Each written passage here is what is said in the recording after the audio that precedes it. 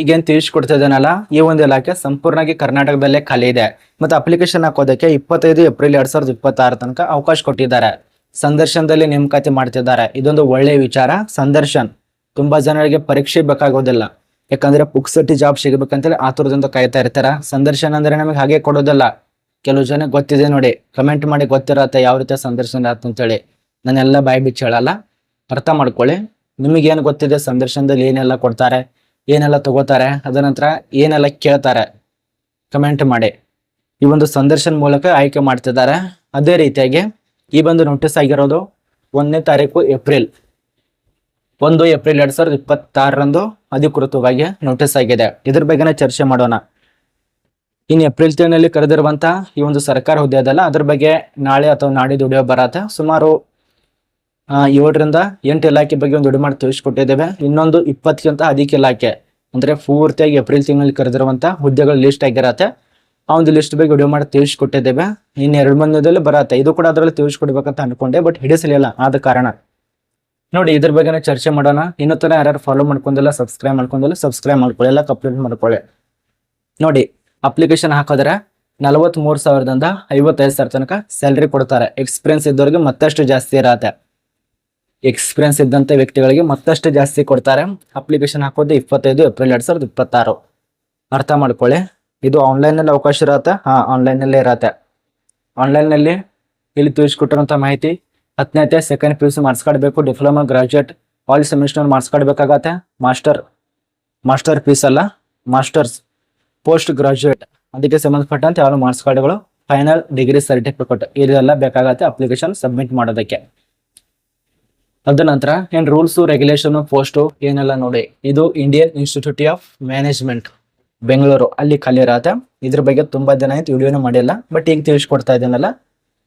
ನೋಡಿ, ಇಲ್ಲಿ ಖಾಲಿ ಇರೋದು ಪೋಸ್ಟ್ ಹೆಸರು. ಇದು ಯಾವುದೇ ಪಿಕ್ಚರ್ ಹೆಸರಲ್ಲ, ಪೋಸ್ಟ್ ಹೆಸರು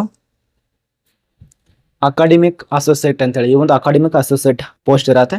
ವಿವಿಧ ಹುದ್ದೆಗಳು, ಪೋಸ್ಟ್ ಬಗ್ಗೆ ಇಷ್ಟೇ ಸಂಖ್ಯೆ ಅಷ್ಟೇ ಸಂಖ್ಯೆ ಯಾವುದೇ ರೀತಿ ಮೆನ್ಷನ್ ಮಾಡಿಲ್ಲ. ಬೆಂಗಳೂರಿನಲ್ಲಿ ಕೆಲಸ ಇರತ್ತೆ.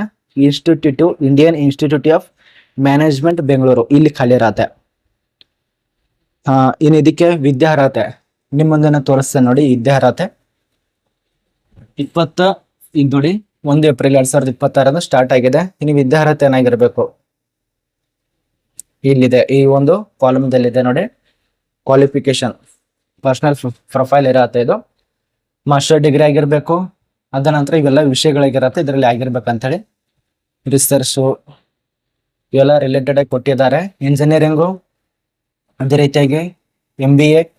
ನಾನು ಮುಖ್ಯವಾಗಿರುವಂತ ಮಾಹಿತಿ ಅಷ್ಟೇ ಆಗ್ತಾ ಇರೋದು. ಮಾಸ್ಟರ್ ಡಿಗ್ರಿ ಇದೆಲ್ಲ ಕೊಟ್ಟಿದ್ದಾರೆ. ಪ್ರಮುಖವಾಗಿ ಸ್ನಾತಕೋತ್ತರ ಪದವಿ, MBA, PGDM ಅನ್ನು ಪೂರ್ಣಗೊಳಿಸಿರಬೇಕು. ವಯೋಮಿತಿಯಲ್ಲಿ ಸಡಿಲಿಕೆ, ಬಟ್ ವಯೋಮಿತಿ ಬಗ್ಗೆ ಮಾಹಿತಿನ ಕೊಟ್ಟಿಲ್ಲ. 18 ರಿಂದ 45, 50 ಈ ರೀತಿಯಾಗಿದ್ದವ್ರು ಅಪ್ಲೈ ಮಾಡಿ. ಎಕ್ಸ್ಪೀರಿಯನ್ಸ್ ಇದ್ರೆ ಮತ್ತಷ್ಟು ಜಾಸ್ತಿ ಇರತ್ತೆ ಗರಿಷ್ಠ ವಯೋಮಿತಿ. ಅರ್ಧ ಶುಲ್ಕನೂ ₹1 ಇಲ್ಲ. ಇದೊಂದು ಒಳ್ಳೆಯ ವಿಚಾರ. ಆಯ್ಕೆ ಪ್ರಕಾರದಲ್ಲಿ ಮೊದಲಿಗೆ ತಿಳಿಸ್ಕೊಟ್ಟನಲ್ಲ, ಸಂದರ್ಶನ ಅಷ್ಟೇ. ಆನ್ಲೈನ್ ಇರತ್ತೆ. 1ನೇ ತಾರೀಕಿಂದ ಸ್ಟಾರ್ಟ್ ಆಗಿದೆ, ಆನ್ಲೈನ್ ಇರತ್ತೆ. ಇದು ನಮಗೆ ಸಂಪೂರ್ಣ ಮಾಹಿತಿ ಗೊತ್ತಾಗಿದೆ ಅಂತ ಅನ್ಕೋತೀವಿ. ನೋಡಿ, ಅಧಿಕೃತವಾಗಿ ಮಾಹಿತಿಯನ್ನು ತಿಳಿಸ್ಕೊಡ್ಲಾಗಿದೆ. ಯಾವುದೇ ರೀತಿಯಾಗಿ ಎಡಿಟಿಂಗ್ ಅಲ್ಲ, ಸರ್ಕಾರದಿಂದ ಬಂದಂತ ಮಾಹಿತಿ ನಾನು ನಿಮಗೆ ತಿಳಿಸ್ಕೊಟ್ಟಿದ್ದೇನೆ.